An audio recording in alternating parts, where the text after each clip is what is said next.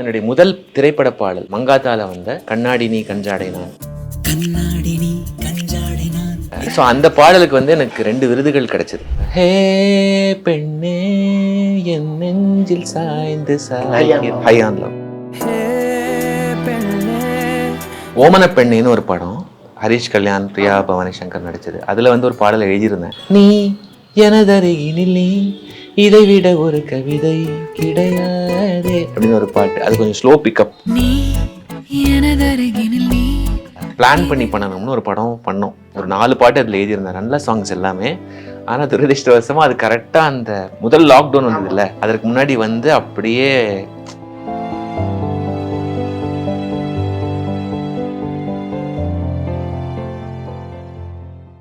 நிரஞ்சன் பாரதி முதல் அங்கீகாரம் எங்கேருந்து ஆரம்பிக்குது?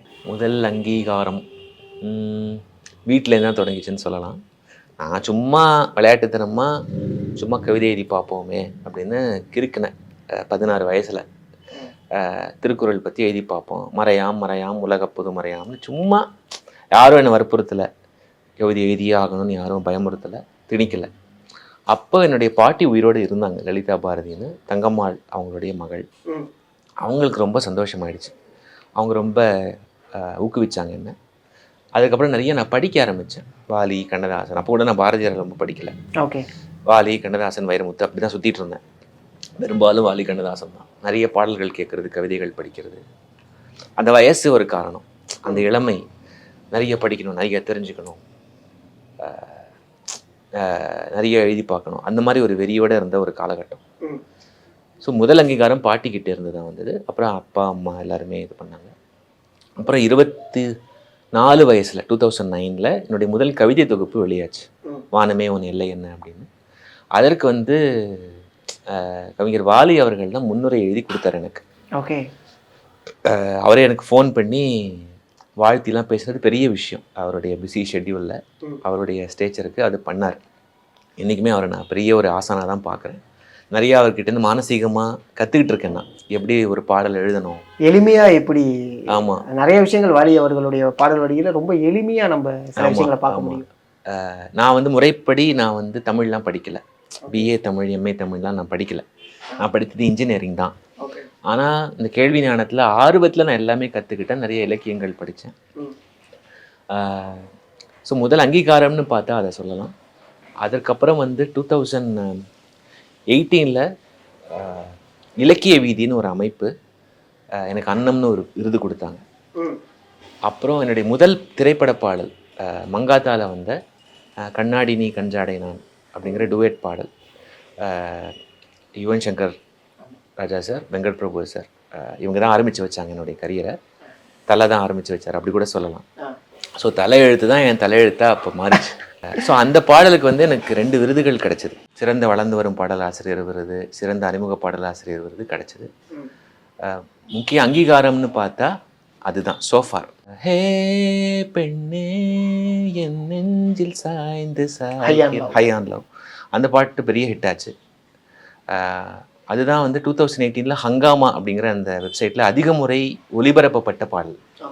ஸோ அங்கீகாரம்னு பார்த்தா இதுதான். இதை தவிர முறைப்படி அங்கீகாரம்னு இல்லைனாலும் அந்த சமூக வலைத்தளங்கள்லாம் சில பாடல்கள் கொஞ்சம் மெதுவாக பிக்கப் ஆகி ஹிட் ஆகும்.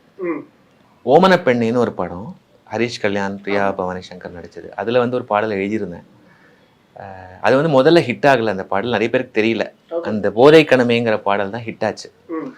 அதுக்கப்புறம் இந்த ஒரு பாட்டு நான் எழுதினது மெல்ல மெல்ல இன்ஸ்டாகிராமில் ரொம்ப பிரபலமாச்சு. அது நான் அப்புறம் பின்னாடி தான் பார்த்தேன், தெரிஞ்சுக்கிட்டேன். நீ எனதருகினில் நீ, இதை விட ஒரு கவிதை கிடையாதே அப்படின்னு ஒரு பாட்டு. அது கொஞ்சம் ஸ்லோ பிக்கப், ஆனால் அதுக்கு ஒரு நல்ல ஆடியன்ஸ் இருக்கு அப்படின்னு தெரிஞ்சுக்கிட்டேன் நான் இன்ஸ்டாகிராமில். இதெல்லாம் அங்கீகாரங்கள்னு சொல்லலாம். ஓகே. பல பாடல்கள், அதாவது to be honest, Niranjan Bharathi song list அப்படின்னு போட்டால் பல பாடல்கள் வெளியே வராமலே இருக்கு. அது வெளியில் வராமலாம் இல்லை, எழுதின பாடல்கள் ரொம்ப இல்லை, ஒரு 30 பாடல்கள் கிட்ட தான் நான் எழுதியிருப்பேன். சினிமா சாங்ஸ் நான் சொல்கிறேன். அதை தான் கேட்குறேன். இப்போ நீங்கள் சொன்ன மங்காத்தா, கண்ணாடி நீ கஞ்சாடை நான், பியார் பிரேம காதல ஹையான் லவ், அடுத்து ஓமன பெண்ணில் இந்த செமபோத ஆகுது. ஆமாம், அது எழுதியிருக்கேன். அது என்னென்ன பாடல்? அதுதான் டு பி ஹானஸ்ட் நான் நான் நான் நான் செக் பண்ணுறேன், நிறைய விஷயங்கள் செக் பண்ணுறேன். ஒரு பிளாக் இருந்துச்சு, அந்த பிளாக்ல உங்களை பற்றின விஷயங்கள் இருந்துச்சு, நீங்கள் வந்து சினிமா பாடல் இந்த மாதிரியான விஷயங்கள் இருந்துச்சு. ஆனால் இந்த பாடல் இவர் தான் பாடினார் அப்படிங்கிற ஒரு விஷயங்கள் வந்து தேடி பார்க்கும்போது ஒரு சில இடங்கள்ல கிடைக்க மாட்டேங்குது. இப்போ சமபோத ஆகாத படம் எனக்கு தெரியுது, அது எந்த பாடல் எழுதுனீங்க அப்படிங்கிற ஒரு விஷயத்த நான் எகைன் யூடியூப் போக வேண்டியதாக இருக்குது. அதையும் நீங்கள் அட்ரஸ் பண்ணி நல்லா இருக்கும். ஆமாம், அது ஒரு நல்ல பாடல். இயக்குனர் பத்ரி அவர்களோட நான் சேர்ந்து பணிபுரிஞ்ச முதல் படம் இதயத்தை ஒரு நொடி நிறுத்தினாய் அப்படிங்கிற ஒரு பாடல். அந்த பாட்டு நான் ஏன் கேட்டேன் அப்படின்னா, ரொம்ப அழகாக இருக்கும். எப்படி பியார் ஓமன பெண்ணையில் வந்து ரொம்ப லைட்டாக ஆரம்பிக்குமோ அதுமாதிரி சமபோத ஆகல இதயத்தை ஒரு நொடி நிறுத்தினாய், சேம் இவனோட நீங்கள். ஆமாம். அப்புறம் அதே பத்ரி சாரோட யுவன் சாரோட காம்போவில் பிளான் பண்ணணும்னு ஒரு படம் பண்ணோம். ஒரு 4 பாட்டு அதில் எழுதியிருந்தேன், நல்ல சாங்ஸ் எல்லாமே. ஆனால் துரதிருஷ்டவசமாக அது கரெக்டாக அந்த முதல் லாக்டவுன் வந்தது இல்லை, அதற்கு முன்னாடி வந்து அப்படியே மறைந்து போய்விட்டது. அதனால அது சரியா ரீச் ஆகலை அந்த பாடல்கள். ஓகே, சக கால கலைஞர்கள் நீங்கள் பார்த்து வியக்கிற ஒரு பாடலாசிரியர், ரசிக்கிற ஒரு பாடலாசிரியர்னா யார்? கார்த்திக் நேதா அவர்களை சொல்லலாம், நல்ல ஒரு கவிஞர். மதன் கார்கி அவர்கள் பிடிக்கும். முத்துக்குமாரோட பெரிய ரசிகன்னா, அதற்கு முன்னாடி வாலி வைரமுத்து கண்ணதாசன்லாம் எனக்கு பெரிய இன்ஸ்பிரேஷன் தான். யுகபாரதி அண்ணா பிடிக்கும், தாமரை மேடம் பிடிக்கும். இந்த மாதிரி இவங்களெல்லாம் வந்து எனக்கு ரொம்ப பிடிக்கும். இது தவிர இலக்கியவாதிகளாக இருக்காங்க இல்லையா, கவிஞர்கள், அவங்க மேலே எனக்கு பெரும் மதிப்பு உண்டு.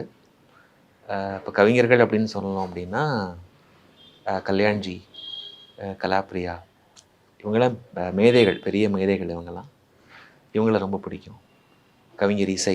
அதற்கு பிறகு எழுத்தாளர்களில் பார்த்தீங்கன்னா எனக்கு ரொம்ப பெரிய இன்ஸ்பிரேஷன், ஒரு வெறித்தனமான ரசிகன்னா எழுத்தாளர் ஜெயமோகன் அவர்களை நான் சொல்லுவேன். தொடர்ந்து படிக்கிறேன் அவரோடது.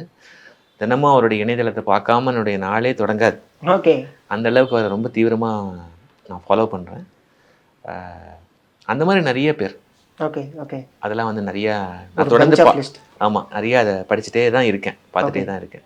நீங்கள் சொன்னீங்க நான் தமிழ் கற்றுக்கல, ஐ மீன் லிட்ரேச்சர் படிக்கல அப்படின்னு. இந்த இடத்துல ஒரு கேள்வி வருது, வெண்பா எழுதுறது அவ்வளோ சாதாரணமான விஷயம் கிடையாது, ரொம்ப ரொம்ப கஷ்டமான ஒரு விஷயம் வெண்பா. அதை எப்படி மேற்கொண்டீங்க?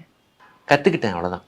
அது வந்து நிறைய நமக்கு ஆப்ஷன்ஸ் இருக்குது. நீங்கள் முறைப்படி தமிழ் படித்தாதான் அதை கற்றுக்க முடியும்லாம் எதுவும் இல்லை. எனக்கு சொல்ல முடியுமா? அது வந்து அதற்கு வந்து நீங்கள் மறுபடியும் ஸ்கூல் போகணுன்னா இல்லை, நான் நீங்கள் எழுதுகிற வெண்பாவை சொல்ல முடியுமா?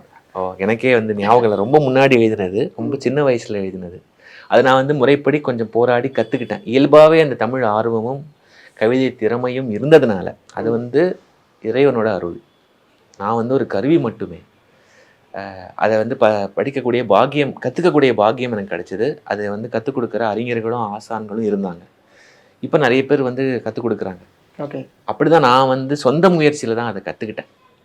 அப்படி தான் நான் வந்து வெண்பா எழுத கற்றுக்கிட்டேன். நீங்கள் சொன்ன மாதிரி அது அவ்வளோ சுலபம் இல்லை. ஆனால் அது வந்து அந்த கணக்கு, அந்த தேமா புளிமா அது தெரிஞ்சிச்சுன்னா பழக்க அடிப்படையில் அது வந்துடும். அது ஒன்றும் பெரிய இது இல்லை. இப்போ இருக்கக்கூடிய இயக்குனர்கள் அவங்க கூட பயணிக்கக்கூடிய விஷயங்கள், அதனுடைய முயற்சி எப்படி போயிட்டுருக்கு? நல்லா தான் போயிட்டுருக்கு.